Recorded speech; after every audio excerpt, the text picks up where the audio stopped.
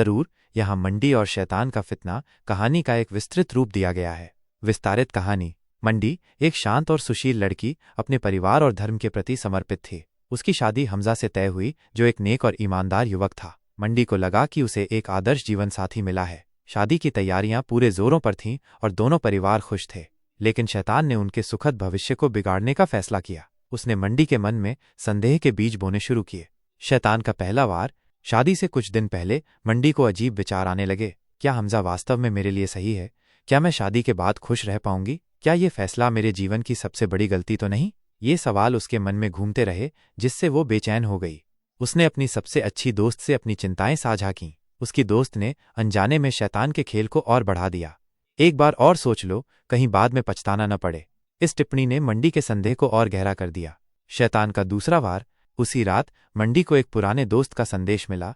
मंडी, क्या तुम सच में हमजा के बारे में निश्चित हो? याद है जब हम बातें करते थे? ये वही दोस्त था जिससे मंडी ने कभी बात की थी, लेकिन समय के साथ वह उस अध्याय से आगे बढ़ गई थी। अब शैतान उसे अतीत में खींचने की कोशिश कर रहा था।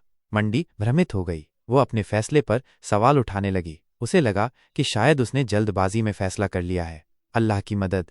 उस रात मंडी ने तहज्जुद की नमाज पढ़ी और अल्लाह से मार्गदर्शन मांगा। उसने कुरान की तिलावत की और उसकी नज़र एक आयत पर पड़ी। और शैतान तुम्हें गरीबी से डराता है और बुराई का आदेश देता है, जबकि अल्लाह तुमसे अपनी कृपा और उदारता का वादा करता है। कुरान 2:268। इस आयत ने मंडी की आंखें खोल दीं। उसे एहसास हुआ कि ये सब शैतान का धोखा था, जो उसे उसके सही फैसले से भटकाना चाहता था। उसने अल्लाह पर भरोसा करने का फैसला किया और अपने संदेहों को दूर किया। खुशहाल शादी और शैतान की हार।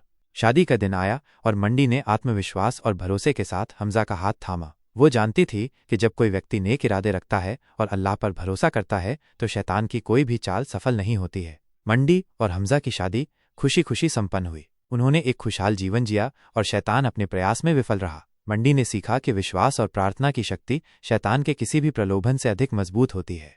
कहानी से सीख।